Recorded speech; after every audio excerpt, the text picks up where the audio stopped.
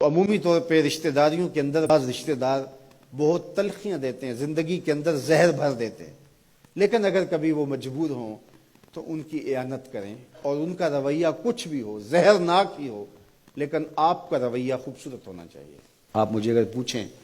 کہ سب سے بہترین صدقہ، سب سے افضل صدقہ کون سا ہے، تو سب سے افضل صدقہ جو مجبور ناراض رشتہ دار کو دیا جائے، جو رشتہ دار آپ کا شریک بن کے ہر جگہ پہ کھڑا ہوتا ہو، ہر خاندانی میٹنگ میں، ہر خاندانی ایونٹ میں آپ کے مخالف کھڑا ہوتا ہو، آپ کو نیچا دکھانے کی کوشش میں لگا رہتا ہو، اور کسی وجہ سے وہ کمزور پڑ جائے، مالی مشکلات میں مبتلا ہو جائے، اور آپ اس کی مدد کرنے کی پوزیشن میں ہوں، تو آپ کا نفس آپ کو کبھی بھی اس کی مدد کرنے پہ آمادہ نہیں کرے گا، آپ کا نفس روکے گا، آپ کہے گا کہ یہ تو ہمارا شریک ہے، تو سانپ کو دودھ پلائیں، اب تو اس کا سر پاؤں تلے آیا ہے، اس کو تو کچل دے، یہ تو میرا دشمن ہے، اس کو طاقت دوں۔ نفس کبھی بھی نہیں چاہے گا کہ اپنے شریک دشمن کی مدد کی جائے، لیکن سب سے افضل صدقہ وہی ہے جو ناراض رشتہ دار کو دیا جائے، اس لیے کہ اس میں نفس شامل نہیں ہوگا، اور جس عمل میں آپ کا نفس شامل نہیں ہوتا اس عمل سے تمہارا رب راضی ہوتا ہے۔ تو رشتہ داروں کے ساتھ سلوک اچھا کرنا، رشتہ داروں کے ساتھ رویہ خوبصورت کرنا، یہ تمہاری زندگی کا اسلوب۔ مجھے بتائیے اہل مکہ نے، حضور کے رشتہ داروں نے حضور کے ساتھ کیا سلوک نہیں کیا تھا؟ اوجریاں ڈالیں، کانٹے پھینکے، راہوں میں گڑھے کھودے، اذیتوں کے پہاڑ کھڑے کیے، اور کیا کیا مصیبتیں نہیں تھی۔ حضور شہر مکہ سے چلے گئے مدینہ المنورہ۔ اب جب فتح مکہ ہوا تو حضور جب تشریف لائے تو ناقہ پہ سوار ہیں، تو اب یہ تھر تھر کانپ رہے ہیں سارے رشتہ دار حضور کے، برادری کے لوگ۔ انہیں پتا تھا کہ آج ہمارا آخری دن آ گیا ہے، اور اگر بڑا بھی رحم ہوا تو کم از کم ہمیں شہر بدر تو کر ہی دیا جائے گا۔ اب حضور تشریف لائے، سب کو جمع کیا، کہا کہ بتاؤ میں تمہارے ساتھ کیا سلوک کروں؟ تو انہوں نے کہا کہ آپ کریم باپ کے کریم بیٹے ہیں، ہمیں آپ سے اچھے سلوک کی توقع ہے، اور ان کو توقع یہ تھی کہ ہمیں قتل نہ کیا جائے، شہر سے نکال دیا جائے۔ تو آقا کریم نے فرمایا اذهبوا انتم الطلقاء، جاؤ چلے جاؤ، میں تمہیں معاف کرتا ہوں۔ اور آج تم سے وہی کہتا ہوں جو حضرت یوسف علیہ السلام نے اپنے بھائیوں سے کہا تھا، لا تثریب علیکم اليوم، جاؤ چلے جاؤ، تم سارے آزاد ہو۔ اور حضور نے سب کو معاف کر دیا۔ معاشرے کے کمزور لوگوں کی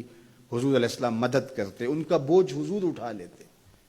دکھیوں کا، کمزوروں کا، لاچاروں کا بوجھ اٹھانے کا مزاج پیدا کرو، لوگوں کی ضرورتوں کو پورا کرنے کی کوشش کرو،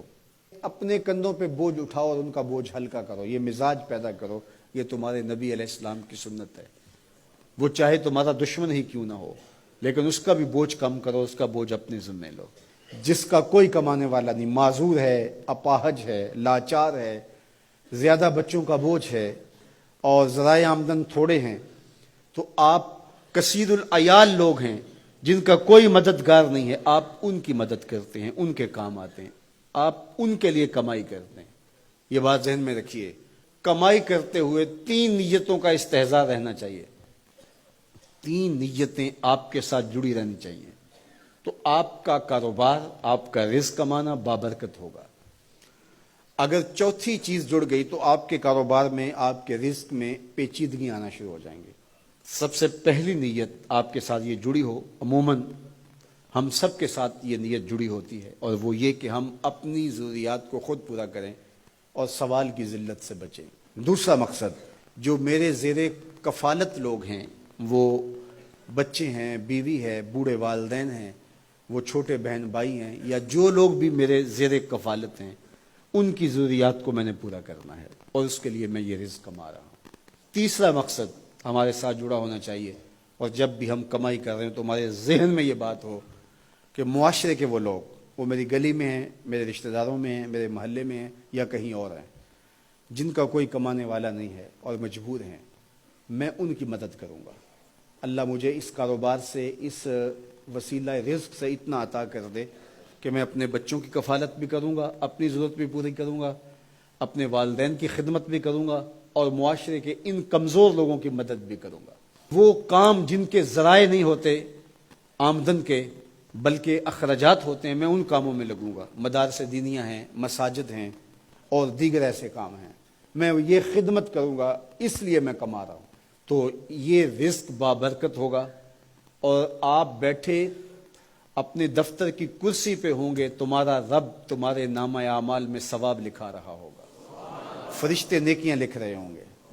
تو یہ سراسر دین ہے، یہ سراسر اچھائی ہے، نیکی ہے، عبادت ہے۔